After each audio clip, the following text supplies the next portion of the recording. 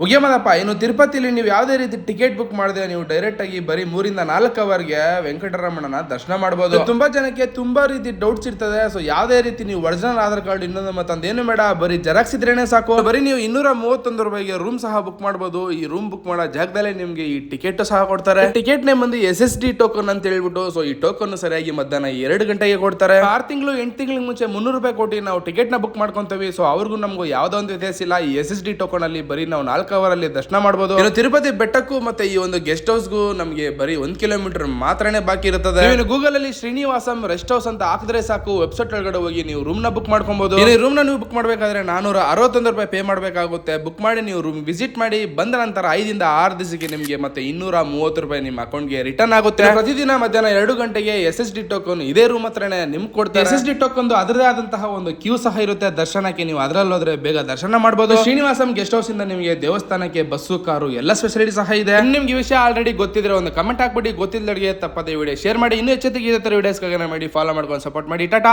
Bye bye.